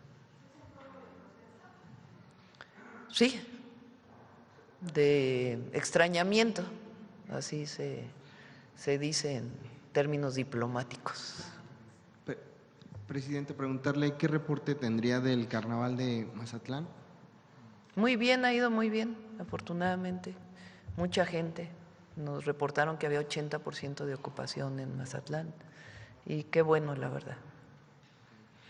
Ya nada más, por último, dos cuestiones muy rápidas, Presidenta. Un saludo a todos los mazatlecos y mazatlecas, que de allá es mi esposo además. Preguntarle, en horas recientes se sigue registrando un fuerte incendio en algunos pastizales de Nezahualcóyotl que aparentemente llegan a la Ciudad de México y bueno, con ello tomo como ese tema como punto de partida para preguntarle, pues apenas va arrancando el año y ya van algunas contingencias ambientales. Sabemos que usted pues es conocedora en el asunto. Preguntarle si esta situación, quizá este año que podría hacer más calor, se va a presentar más seguido, si hay alguna estrategia para combatir estos índices de mala calidad. Es justo la época, terminación de invierno, inicio de primavera. Es el momento de mayor contingencias ambientales en la ciudad. Ahora hay más contingencias porque bajamos el nivel en el que se decreta la contingencia. No tengo ahorita el dato exacto, pero ¿se acuerdan que antes había los IMECAS, ¿no? El Índice Metropolitano de Calidad del Aire? Llegó a estar en 300 para decretar contingencia, que es cierta concentración de contaminantes en la atmósfera de la zona metropolitana. Después bajó a 200 y así ha venido bajando. ¿Por qué baja? Pues para orientar a la población cuando está por encima de la norma, que pues no haga ejercicio al aire libre y algunas otras orientaciones que pudieran afectar más su salud. Entonces es justo esta época porque todavía en la noche hace frío, entonces hay una cosa que se llama la inversión térmica. Normalmente el aire más caliente está en el piso y conforme uno se va elevando, pues está más frío, ¿no? Cuando uno sube una montaña, pues es más frío que a nivel del mar. Pero lo que pasa en la zona metropolitana es que el aire en la noche pues se enfría en la parte baja y arriba hay aire caliente cuando empieza a salir el sol. Entonces de aquí a que ese aire frío se calienta en la parte baja y empieza a dispersarse, pues pasan varias horas. Entonces lo que está pegado a la capa más baja pues se queda con contaminantes. Eso se llama inversión térmica porque abajo está más frío que arriba, cuando debería ser al revés. Entonces es la época justo porque en la noche hace frío todavía y en el día comienza ya el calor. Entonces de aquí a que se dispersa, de aquí a que sale ese aire frío se calienta y puede subir, pues se mantiene la contaminación estancada, a menos que haya viento y pueda dispersarse más rápido. Entonces por eso es esta época la de más contingencias y pues hay que seguir trabajando para mejorarlo. Una parte importante son los incendios forestales. También en esta época hay mucho incendio provocado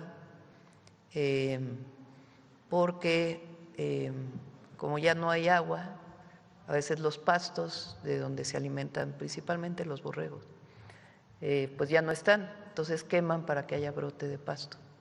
O también el famoso rosatumbiquema, que es una manera de producción agrícola prehispánica que todavía se sigue usando en muchos lugares.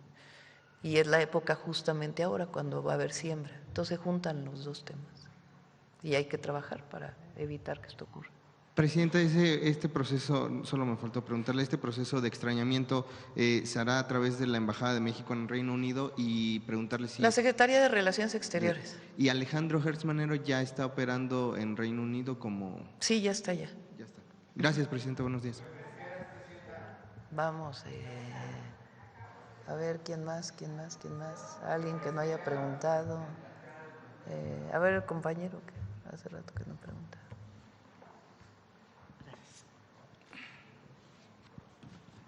Presidenta, buenos días también a los compañeros y compañeras e invitados. Presidenta, dos temas nada más cortos. Héctor Tlatempa de Puntos Suspensivos, Radio Puntos Suspensivos Comunicación. El siguiente planteamiento no tiene que ver con un conflicto ideológico, sino con una petición legítima de pueblos originarios que está solicitando algo básico en una república democrática: información, consulta y respeto es lo que piden. Habitantes ejidatarios y comunidades indígenas de Epazón, Yucán, y Singüí, Tucán, de Hidalgo, han acudido durante más de un año a diversas instancias estatales y federales para solicitar información sobre la posible instalación de un parque fotovoltaico de más de 800 hectáreas en tierras agrícolas donde se cultiva maguey, base de su economía, identidad y tradición ancestral. Se han presentado oficios ante la Procuraduría Estatal de Protección al Ambiente, a autoridades municipales, ante la Comisión para el Desarrollo Sostenible de los Pueblos Indígenas del Estado de Hidalgo e incluso ante la Secretaría de Gobernación. Existen acuses de recibo fechados desde febrero del 2024 y enero de 2026. Sin embargo, hasta el día de hoy no han recibido respuesta clara. documentada y completa sobre la manifestación de impacto ambiental, la evaluación del impacto social, ni los peritajes realizados en la zona. Presidenta, traemos este tema local hasta esta tribuna porque aquí hablamos de derechos constitucionales, derecho a la información, a la consulta previa, libre e informada, al territorio y a la preservación cultural de pueblos indígenas. Cuando estos derechos no encuentran respuesta en lo local, corresponde que el Estado mexicano, en su dimensión federal, garantice que se cumpla la ley. No están en contra de la energía limpia ni del desarrollo. Lo que piden es transparencia, consulta real y certeza jurídica. El territorio donde se pretende instalar el proyecto forma parte de una región con reconocimiento internacional y prácticas agrícolas tradicionales de alto valor cultural.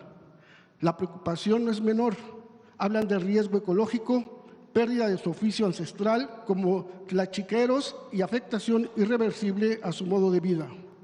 Presidenta, la solicitud concreta es que se instruya a las dependencias correspondientes a entregar la información completa y se garantice el cumplimiento de la consulta previa conforme estándares nacionales e internacionales, porque la transición enérgica no puede construirse sobre el silencio de los pueblos y el desarrollo para ser justo debe incluir a quienes históricamente han cuidado la tierra. Gracias. ¿Es un ejido? Sí. No, pues no puede haber nada en un ejido si no aprueban los ejidatarios, para empezar. Y si, segundo, pues si es población indígena, tiene que haber una consulta indígena, como se establece. De hecho, esa fue la propuesta, entonces, pero la consulta no se ha realizado y ya empezaron. No, pues tienen razón y los atendemos. Ok, muchas gracias. Como segundo tema, acudo a esta tribuna para exponer la solicitud de un padre, el señor Enrique N., quien pide justicia para su hijo, César Enrique N., actualmente privado de su libertad por un doble homicidio ocurrido en 2017 en Cuautitlán Izcalli, Estado de México. Por razones de seguridad, omito apellidos completos. Antes de traer este caso aquí, la familia ha presentado oficios y solicitudes formales ante la atención ciudadana de la Presidencia, así como ante el Gobierno y la Fiscalía del Estado de México. Sin embargo, refieren que no han tenido una revisión de fondo ni respuesta clara sobre las irregularidades señaladas. La acusación contra César Enrique N. se sostiene esencialmente en un testigo que 3 años después de los hechos cambió su versión inicial y dijo reconocerlo mediante una fotografía en redes sociales. No existen, hasta donde se han documentado, pruebas materiales directas que lo vinculen con el delito y los videos del C4 no aportan evidencia útil.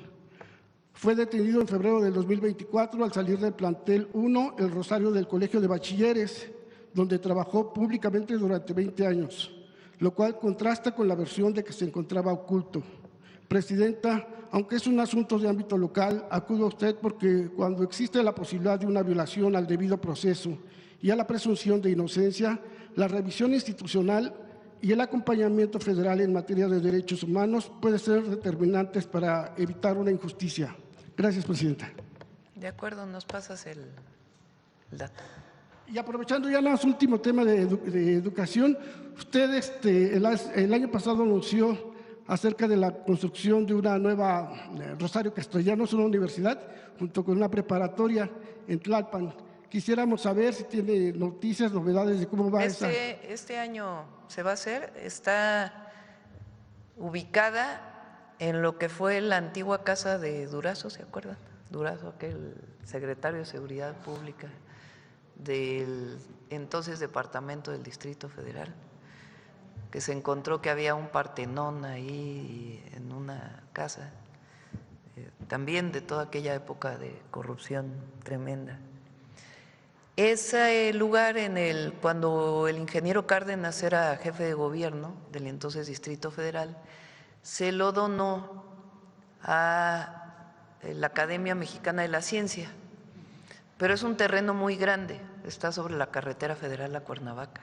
Entonces ahí se va a hacer la Rosario Castellanos y preparatoria, y pues le da, ahora sí que son mis rumbos, entonces va a dar apoyo a todos los pueblos de Tlalpan, porque es desde San Pedro Mártir, San Andrés Totoltepec, San Miguel Chicalco,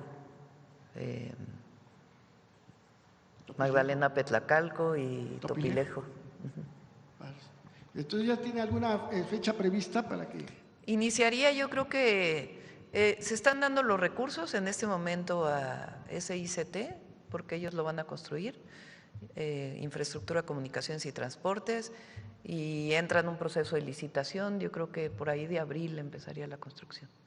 Y por último, sobre el mismo tema de educación, todavía en el 2024, todavía cuando el licenciado Martí Batres era jefe de gobierno, anunció en ese tiempo que se iba a hacer el pase automático del IEMS, las prepas IEMS, a la Rosario Castellanos.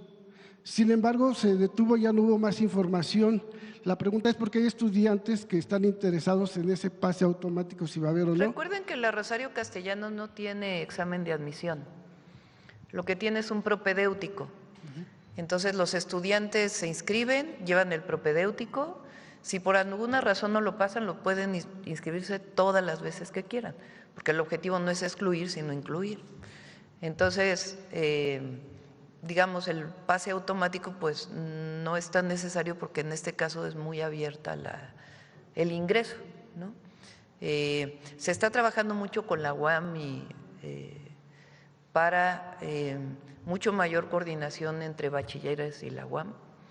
Y recuerden que ahora con el Bachillerato Nacional, además del título de bachillerato de la SEP, van a tener una certificación de alguna universidad pública o instituto o el Poli o el Tecnológico Nacional de México o alguna otra institución. Gracias, presidenta. Buenos días. Gracias. Bueno, vamos. Ya no levantan la mano los que dicen que luego no le doy la palabra. A ver, el Serrano, ¿qué? Gracias, presidenta. Vicente Serrano, conductor de Sin Censura TV. Presidenta, más allá de quién tiene la razón y qué es lo que ha pasado en la SEP, ¿no consideraría prudente guiar el debate al interior del movimiento? Recuerdo aquel histórico pase de bastón de mando del presidente Andrés Manuel López Obrador a usted para calmar, si me permite la expresión, las aguas de aquellos que están llevando esto a un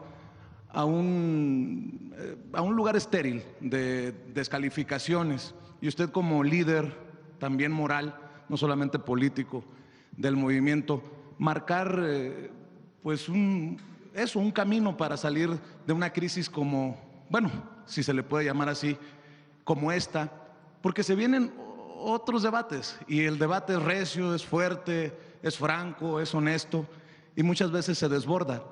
¿Qué le diría a la gente de a pie que forma parte del movimiento de transformación, presidenta?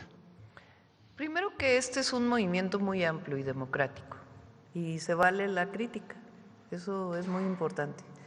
Y qué bueno que haya debate, eso es importante porque aquí no se censura a nadie ni queremos que no haya debate, sino qué bueno que haya debate. El problema es cuando se lleva si alguien es traidor o no es traidor.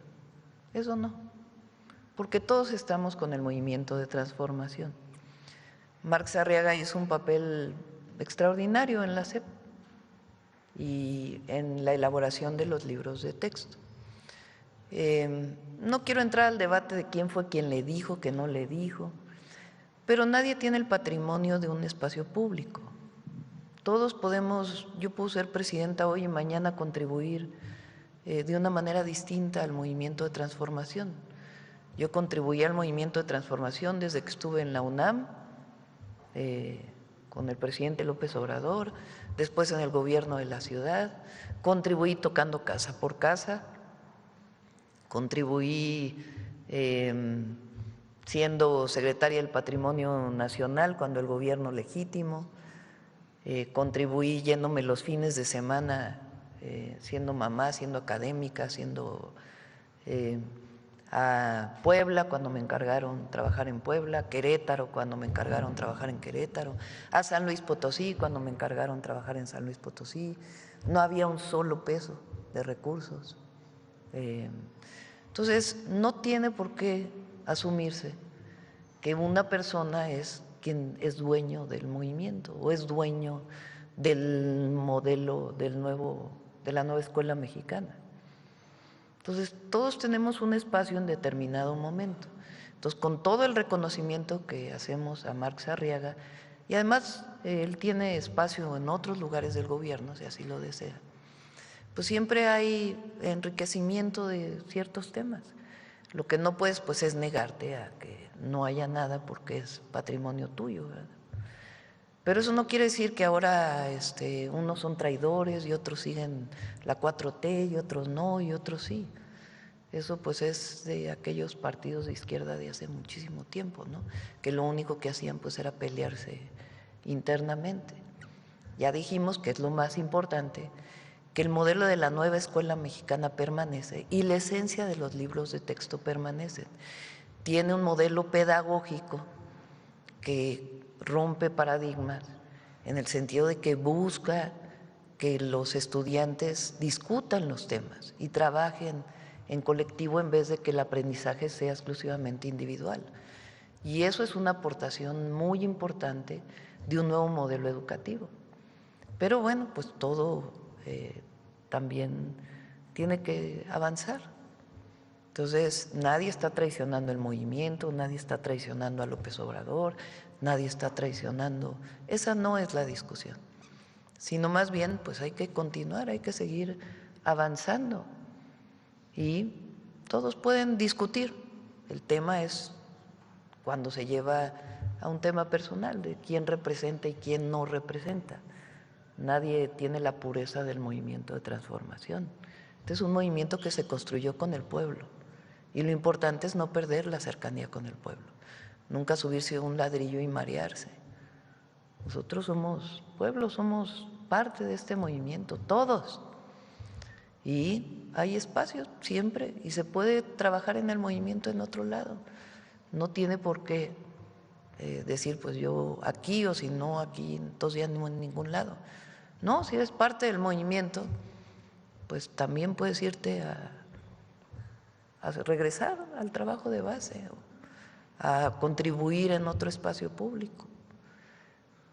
Eso es muy importante. Ahora, las formas también son importantes y por eso aquí criticamos las formas, ¿verdad?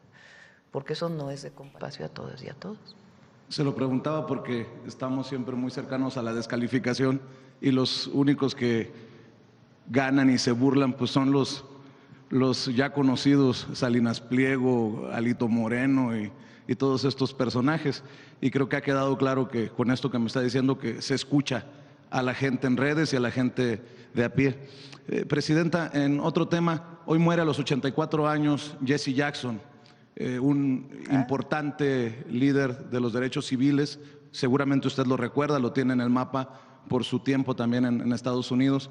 Los que lo conocimos sabíamos o sabemos de su compromiso con trabajar juntos entre comunidades afroamericanas, hispanas, en estos momentos de cacería, tan complicado en Estados Unidos. ¿Algún mensaje con la partida de Jesse Jackson, quien además fue muy cercano al doctor Martin Luther King Jr.? Sí, él fue pues prácticamente discípulo de Martin Luther King. Tuve la oportunidad de escucharlo en vivo en un viaje que hice ¿por qué época habrá sido? Yo creo que en el 80 y tanto, o en los 90, ya no me acuerdo. En Nueva York tuve la oportunidad de viajar y escucharlo en una iglesia, un extraordinario orador, un pacifista y un defensor de los derechos humanos y los derechos civiles en Estados Unidos. Nuestro cariño, saludo a toda la comunidad en Estados Unidos, a su familia, y es una enseñanza, porque, por ejemplo, nuestro movimiento en mucho se inspira en la lucha pacífica de Martin Luther King o de Nelson Mandela o de Gandhi incluso, en donde es a través de la lucha pacífica que se conquistan derechos y representación del pueblo. Entonces, nuestro cariño y reconocimiento a Martin Luther. digo a Jesse Jackson. Jesse Jackson. Presidenta, ya que estamos hablando de Estados Unidos, ¿ya hay alguna evaluación de aquello que dejó usted sobre la mesa aquí en la Mañanera del Pueblo, pidiéndole a los paisanos, a los mexicanos y mexicanas que viven en Estados Unidos, que se acercaran a los consulados cuando hubiera denuncias, cuando hubiera quejas? ¿Ya hay alguna evaluación de esto? Sí, a ver si invitamos a Roberto para que pueda platicarles, porque se han hecho más cosas todavía y tenemos que hacer más. Siempre estar cerca de los paisanos. ¿Sabe de acciones disciplinarias, Presidenta? Se lo pregunto para que no quede como en oídos sordos o en saco roto las denuncias y las quejas. Hay incluso quejas como la de Ana Laura Martínez, que me hizo llegar directamente, ex empleada, ex colaboradora del Consulado General de Los Ángeles, que señala que hay un trato indebido, no solamente a los que trabajan ahí en el consulado y que no son de los consentidos, sino acusa discriminación en el trato a los paisanos y paisanas que se acercan a solicitar los servicios. Se lo estoy haciendo de su conocimiento porque me dice, tengo temor, pero la presidenta necesita saber lo que está pasando en las entrañas de consulados como el Consulado General de México en Los Ángeles. ¿Usted tenía conocimiento de que hay estas denuncias al interior? No tenía conocimiento, y si tienes en particular la denuncia de la compañera, con gusto si me quiere enviar una carta y la reviso. Tenemos un esquema de usuarios simulados en muchas áreas del gobierno y también en los consulados, en donde van a hacer trámites a los consulados para ver cuál es el trato que se está pidiendo, y de ahí tenemos información y hablamos a los consulados e incluso va servidores públicos de aquí para allá para fortalecer y capacitar a la gente y si es necesario pues cambiar a alguna persona. Pero en este caso de Los Ángeles, pues si me das la carta, con gusto la leo. ¿Es esto parte del proceso de evaluación, lo que acaba de mencionar, Presidenta? Sí, en todos lados tenemos usuarios simulados. Es parte de lo que queremos modificar, porque queremos oír a la gente.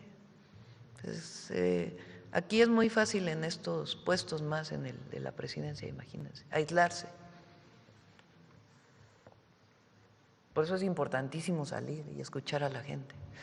Entonces, jueves, viernes, sábado y domingo, o viernes, sábado y domingo salimos. Este fin de semana solamente estuvimos fuera el sábado, pero salir, y además no a las capitales, sino también a muchos otros lugares para escuchar a la gente. Y también pues mecanismos que te permitan tener información de lo que está pasando en muchos lugares. Yo recibo aquí personas, desde empresarios hasta personas que quieren hacer una denuncia. Le digo a mi gabinete de seguridad o al gabinete de seguridad que yo tengo un área de inteligencia social y que me entero de temas, los compañeros que están en las mesas de seguridad regionales me envían muchas veces información de manera directa. Entonces, pues eso me permite tener en la medida de lo posible pues mayor información. Y estas denuncias que ustedes hacen aquí pues son muy importantes porque nos dan información pues de lo que está pasando en la representación del gobierno en todos lados. ¿Para cuándo podría ser este informe, Presidenta? Bueno, es informe y también una propuesta para modificación de las leyes anticorrupción. Yo digo que hay que empoderar al ciudadano. Ese es el objetivo de las modificaciones. Fuerte lo que acaba de decir, Presidenta. Dos recordatorios para cerrar y le agradezco mucho que nos haya concedido la palabra. No se pudo concretar, me imagino que por lo intenso de fin de año, el encuentro de medios independientes y alternativos. Sí. Se lo encargamos a Jesús y vamos a decirle porque iba a ser en diciembre, no se pudo hacer y sí se hay puede. Algunos que no les cae bien Jesús. Muchos dirán que ya tenemos ganas de huevito con catsup, Presidenta, pero bueno, nótese mi sarcasmo. Lo conozco desde que éramos muy jóvenes y no se necesita tener doctorados para ser una persona muy culta. y tener mucho conocimiento del país, de la historia y ser cercano al movimiento. Y eso yo le reconozco mucho a Jesús. Entonces, a él le pedí, junto con el equipo de comunicación, que pudiéramos hacer esta… Es muy importante, fíjense, aparte de lo que significan los medios alternativos, por ejemplo, el tema de la inteligencia artificial, el incremento del uso del TikTok, porque es la red que más está creciendo. Y es una red que son mensajes muy breves, por esta cosa de subir la pantalla muy rápido. Entonces, inclusive a los jóvenes están prohibiendo redes sociales para jóvenes en varios lugares de Europa. Yo no creo en eso, más bien creo en la educación de los medios, ¿no? Y también pues sí limitar algunas cosas que tengan que ver con violencia. Pero esta cosa que incorporó el TikTok de mensajes de 10, 20 segundos y que se mueven, pues es algo que es importante discutir. ¿Qué tanto puedes decir en 20 segundos? ¿Qué tanto la información que viene ahí es real o no? ¿Cómo distinguir entre lo que es verdad y lo que no? Con todas las consideraciones de lo que significa la verdad. O la objetividad o no la objetividad, más allá del debate entre los medios comerciales y los medios alternativos. Hoy las redes sociales han tomado un carácter pues todavía mayor, y las fake news que están pero a la orden del día. Yo veo unas cosas que según digo yo en las redes, que pues es pura mentira, ¿no? Entonces, todo eso es indispensable, me parece, discutirlo. Entonces, si les parece, mañana ponemos una fecha para que se pueda hacer este encuentro. Le agradezco, Presidenta. Y la derecha, el crecimiento de la derecha internacional, todo eso es importantísimo discutirlo. Precisamente por eso, Presidenta, creo que se está organizando una cumbre de mandatarios de derecha en Estados Unidos. Obviamente no la han invitado a usted, pero recuerdo, a menos que me haya pasado de noche, que iba a decirnos si aceptaba o no la invitación de Donald Trump a su grupo de paz. Sí, ya enviamos el comunicado. En el comunicado se dice que reconocemos la búsqueda de la paz en cualquier espacio que se abra, pero en este caso, cuando se trata particularmente de la paz en el Medio Oriente, Palestina, dado que nosotros reconocemos a Palestina como un Estado, pues es importante la participación de ambos estados, ¿no? De Israel y de Palestina. Y no está planteado así en el encuentro. Se está planteando que vayamos como observadores. Entonces, probablemente vaya el embajador de Naciones Unidas, nuestro embajador en Naciones Unidas de observador. Pero esa fue la respuesta que di. Pero a su participación directa es un no. No. Le agradezco, Presidente. Sí. Buen día. Nos invitaron a que fuéramos como observadores, que si no íbamos a participar, fuéramos como observadores, y con el canciller tomamos la decisión de que fuera nuestro embajador en Naciones Unidas como observador. Le agradezco, Presidenta. Buen día. Sí. Vamos a ver quién más. ¿Quién más anda por allá?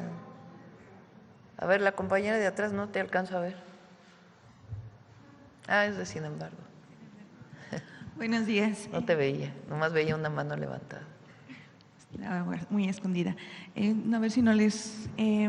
Rubina, sin embargo, Presidenta, y ya que habla de redes sociales y que habla de fake news, existe un consenso entre analistas de medios en que hubo una pausa regulatoria durante estos años recientes para pues televisoras, ¿no? Televisa y TV Azteca, quienes quedaron como poderes sin regular y sin controles. Pueden mentir como lo hacen día a día y noche contra usted y no hay consecuencias. En el marco de la reforma electoral, ¿no sería prudente agregar estas inquietudes en la reforma electoral dado el impacto de las televisoras, que las televisoras tienen en los procesos electorales? Sí, y además es importante que venga, a ver si podemos invitar a Norma, aunque es un organismo autónomo, la responsable ahora del Instituto de Telecomunicaciones. Porque recuerden que en la ley incorporamos el derecho de las audiencias. Entonces se está promoviendo este derecho y la garantía de que haya derecho de las audiencias. Entonces están trabajando en ello.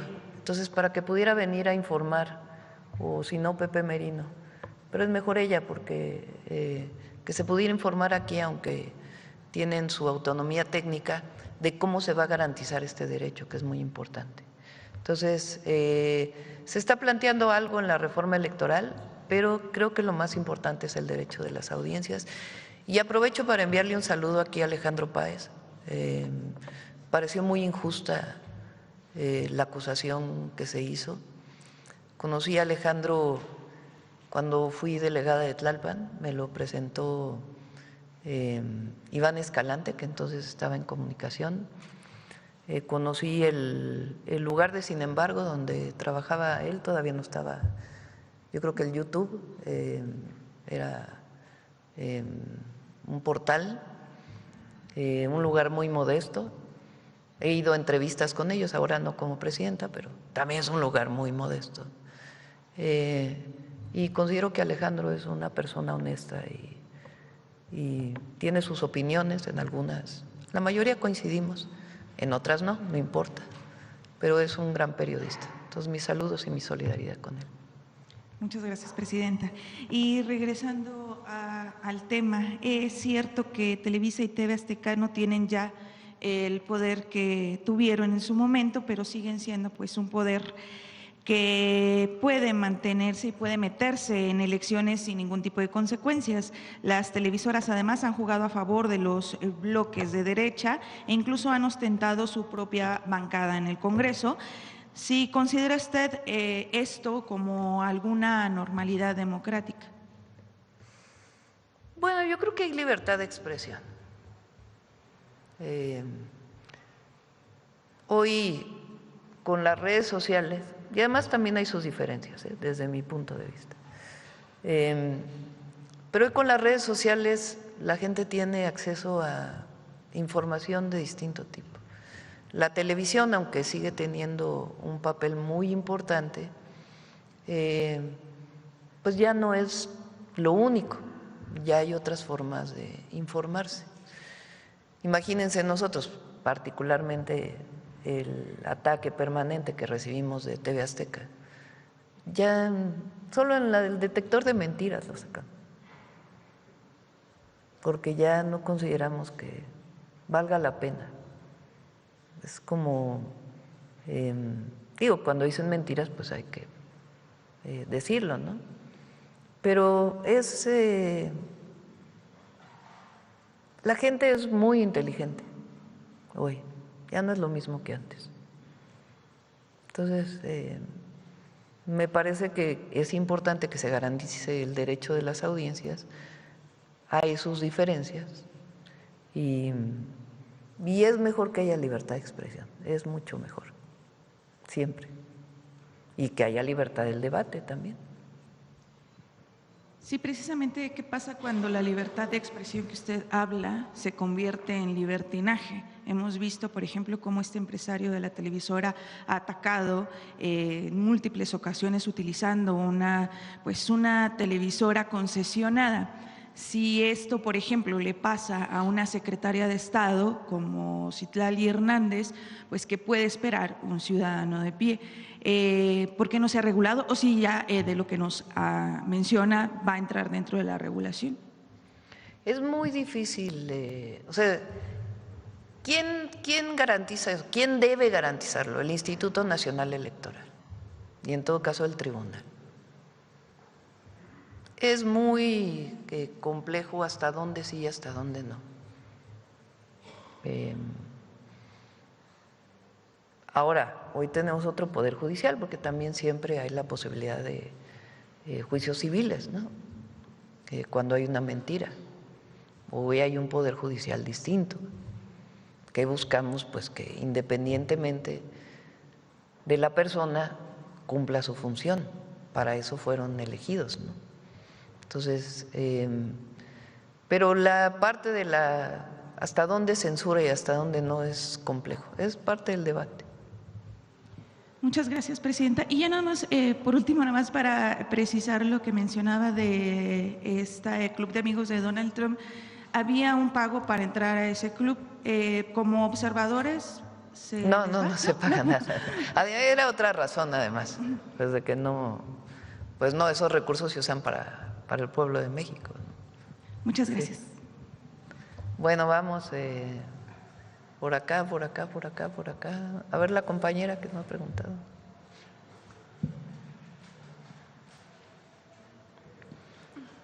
Gracias, buenos días. Darío Rodríguez de la revista Contralínea. Buenos días, Presidenta, y buenos días a los compañeros. Presidenta, el viernes pasado usted comentó que el juicio contra Grupo México por el derrame tóxico en el río Sonora tiene que cerrarse de acuerdo con la ley.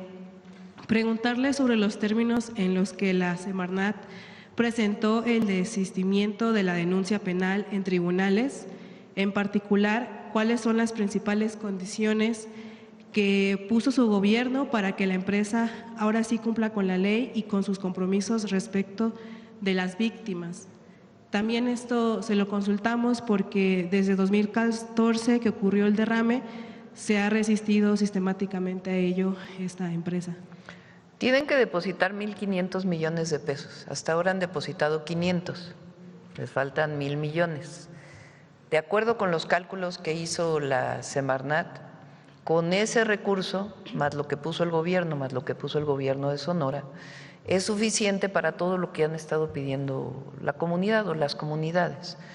Eso significa el hospital, que ya se está licitando, un centro de monitoreo. A ver si les pueden enviar todo lo que está incluido en la, porque me comprometí a que viniera Alicia, pero a ver si hoy mismo puede presentarse. El hospital, el centro de monitoreo, la remediación ambiental del suelo, una medición permanente de la salud de los habitantes que viven alrededor y nuevo Hospital General Ures, unidad monitora de vigilancia epidemiológica y seguimiento toxicológico, laboratorio especializado en metales pesados, monitoreo permanente y atención médica integral. Esto lo va a hacer el gobierno de México. Se depositó el recurso para no dejarse lo que ellos lo hicieran. Se deposita el recurso y con ese recurso se va a hacer todo esto. Adelante. Construcción de 16 potabilizadoras, instalación de 16 sistemas de desinfección, rehabilitar las 6 potabilizadoras existentes, operación de 22 potabilizadoras y 16 sistemas de desinfección por 5 años, monitoreo de calidad de agua superficial y subterránea. Adelante. Estudios y diagnósticos de sitios contaminados, remediación de suelo, disposición de sedimentos, monitoreo y restauración ambiental. Inversión 1.500 millones de pesos. Entonces, con los 500 es para el hospital, eso ya se va a empezar a licitar y estamos obviamente esperando que depositen los 1.000 millones para poder realizar pues todas las otras acciones de seguimiento que ya le tocarían principalmente a la Conagua. ¿Hay una fecha estimada que ellos tengan? No, pues tienen que hacerlo ya. Okay. En otro y tema, si no, bueno, pues se continúa con todos los procedimientos.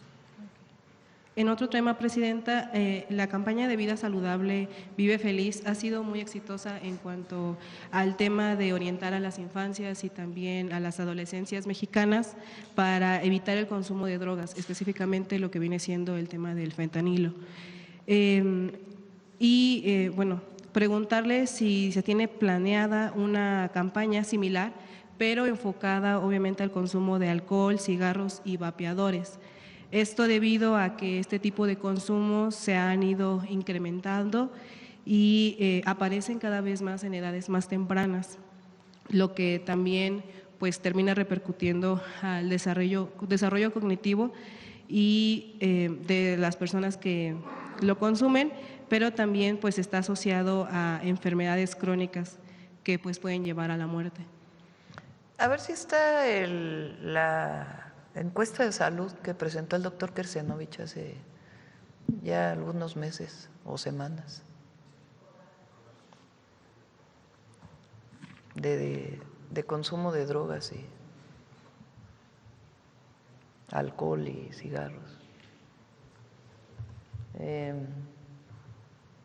Creo que hay otra, ¿no?, que es más fácil, porque es por edades. La que siguen.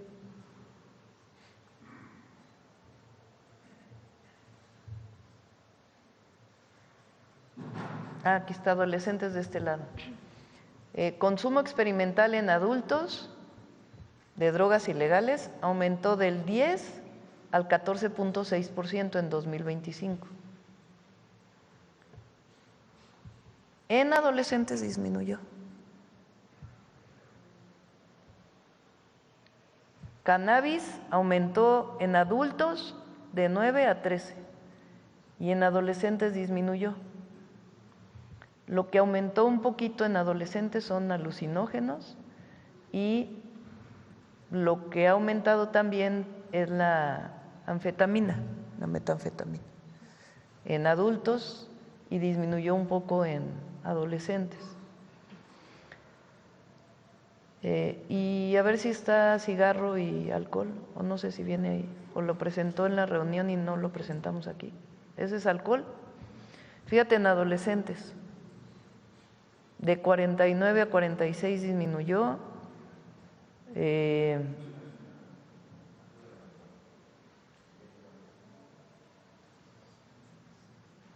A consumo nacional en el último año en adolescentes disminuyó, consumo de adolescentes, no, el de arriba, ¿qué es Eduardo?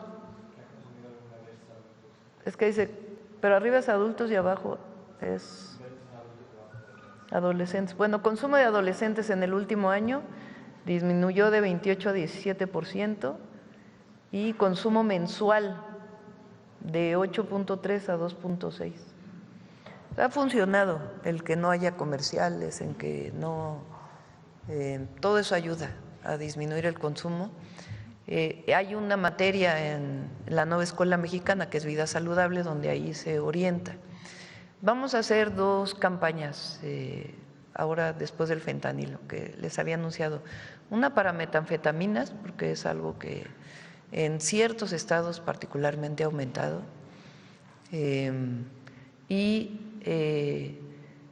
La otra, que es parte de lo que se ha preguntado aquí varias veces, que es el tema de salud mental. Entonces, ya lo vamos a presentar, lo hemos trabajado mucho. Es un trabajo también masivo para guías para los maestros, guías para los padres de familia, guías para las niñas y los niños, para los adolescentes y ampliar los centros de atención y también la línea de la vida, que tenga mayor atención a otros temas que no solo sea drogadicción. ¿Estas campañas también estarían contemplando lo que viene siendo los vapeadores y el cigarro, o eso no? Son parte de las de vida saludable. Es que hay que elegir, porque si uno hace una campaña para muchas cosas no necesariamente queda. Entonces ahora decidimos mejor entrar a metanfetaminas y a un tema general de salud mental, sobre todo en adolescentes. Okay, muchas gracias, Presidenta. En otro tema consultable sobre los ventiladores defectuosos de la transnacional Philips, que vendió durante la pandemia. Saber si ya fueron retirados en su totalidad, tanto de hospitales públicos como de privados. Ya fueron retirados de los públicos, no estoy segura si de los privados, supongo que sí, pero preguntamos a Raquel Buenrostro, que ella es quien está dando seguimiento, pero de todos los públicos ya fueron retirados. Todavía quedaban algunos cuando nosotros llegamos, aunque estaban almacenados, y ya todos se retiraron. Y ya por último, Presidenta, ayer el titular de la Profeco, Iván Escalante, señaló que se están regulando las llamadas tarifas dinámicas en el precio de los boletos de conciertos masivos. Preguntarle si la Procuraduría Federal del Consumidor podría hacer algo similar con los servicios de transporte que se ofrecen a través de plataformas como Uber o Didi. Esto se lo pregunto porque en estos días de contingencia ambiental, pues estas plataformas aumentan sus tarifas de manera muy drástica, muy exorbitante, sin que se les ponga un límite. Vamos a pedirle a Profeco que lo revise. Gracias, Presidenta. Bueno, vámonos. Muchas gracias a todas y a todos. El fin de semana vamos a Irapuato, el viernes, el jueves aquí, El viernes vamos a Irapuato y vamos a ir el sábado a Coahuila.